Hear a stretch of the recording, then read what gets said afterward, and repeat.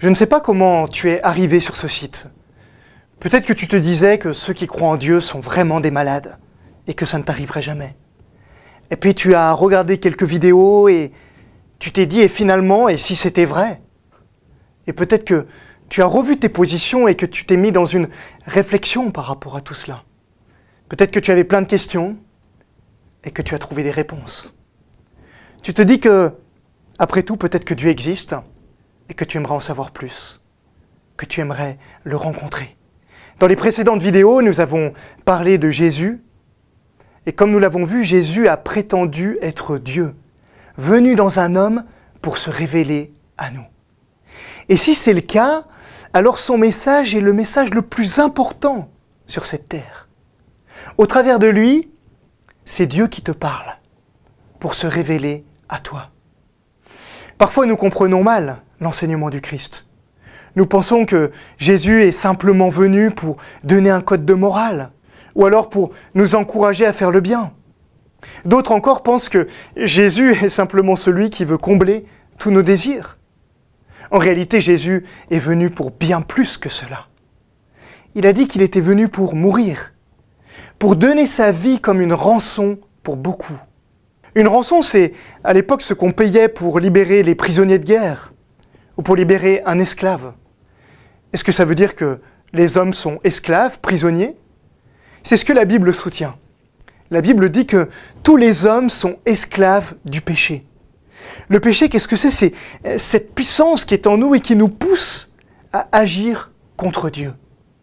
Ça date du début de l'humanité, du jour où les hommes ont décidé qu'ils savaient mieux que Dieu ce qui était bon pour eux. En faisant ça, ils sont devenus leur propre Dieu. Depuis ce jour-là, nous sommes poussés à mentir, à voler, à convoiter, à tuer, et toutes les choses horribles que l'on voit dans ce monde.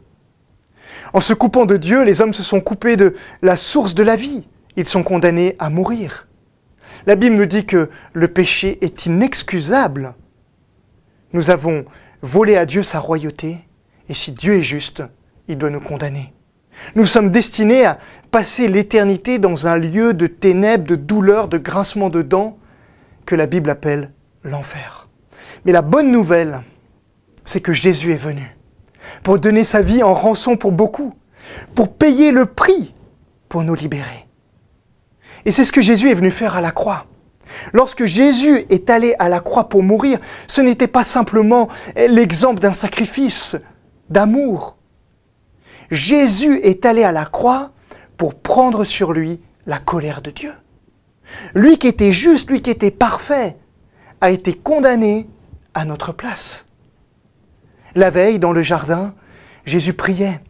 Il disait à Dieu, « Père, s'il est possible, que cette coupe s'éloigne de moi. » La coupe dont il s'agissait, c'était la coupe du jugement de Dieu.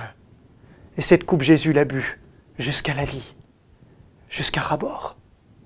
Et il est mort. Il a pris sur lui le jugement que nous méritions. Et à cause de cela, nous pouvons être libérés de notre péché. 3 jours après sa mort, Jésus est ressuscité. C'est la preuve que son sacrifice a été accepté.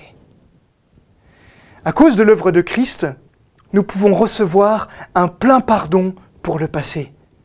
Jésus a dit, « Celui qui croit en moi ne vient pas en jugement, mais il est passé de la mort à la vie. » Nous pouvons également recevoir une espérance pour demain, parce que Jésus a dit, « Je suis la résurrection et la vie. Celui qui croit en moi vivra, quand bien même il serait mort. » Nous pouvons également recevoir une nouvelle vie pour aujourd'hui. C'est ce qui fait que des Jean-Pierre sont transformés et que tant d'autres sont transformés. Peut-être que dans ta vie, il y a des choses dont tu as honte, des choses que tu regrettes. Jésus peut te pardonner de ces choses-là. Il peut te donner une espérance pour demain, au-delà de tes peurs. Il peut te donner une nouvelle vie dès aujourd'hui. Comment être déclaré juste ? Comment recevoir ce pardon, cette espérance, cette nouvelle vie pour aujourd'hui? Jésus a dit qu'il faut se repentir et croire. Croire qu'il est Dieu venu dans un homme pour prendre sur lui la punition que nous méritions. À la croix, Jésus a payé la colère de Dieu à notre place. Nous devons demander pardon pour nos péchés passés. lui demander de nous pardonner, croire qu'en son corps il a porté nos péchés.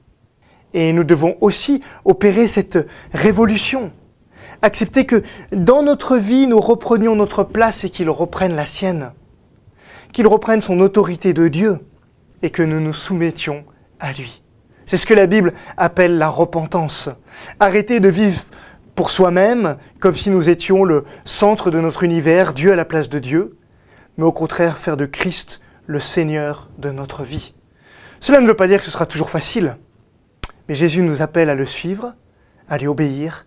Il nous promet qu'il ne nous lâchera jamais. Vivre avec Jésus, c'est se soumettre à son autorité, mettre en pratique ce qu'il nous enseigne dans sa parole et poursuivre sa mission, celle d'amener d'autres personnes à découvrir qui il est et à se confier en lui, pour recevoir un plein pardon pour le passé, une espérance pour demain et une nouvelle vie pour aujourd'hui. Qui que tu sois, Jésus t'invite à le recevoir, à l'accepter comme ton sauveur, à faire de lui le Seigneur de ta vie, à te soumettre à son autorité, à le recevoir comme roi, comme Dieu. Tu peux faire ça simplement là où tu es, en priant, en t'adressant à lui, dans ton cœur, à voix haute. Il t'entend là où tu es. Tu peux lui demander pardon, tu peux lui dire que tu veux le suivre, tu peux lui demander de transformer ta vie et de te conduire. Si tu as fait cela, eh bien nous voulons t'inviter à cliquer sur le bouton qui s'affiche. Ce sera une manière pour toi de nous signaler que tu souhaites t'approcher de Dieu et nous pourrons prier pour toi, qu'il t'accompagne, qu'il te guide. Nous te donnerons également accès à des ressources et si tu le souhaites, nous pourrons aussi te mettre en contact avec des chrétiens près de chez toi qui pourront t'accompagner dans tes premiers pas avec Dieu.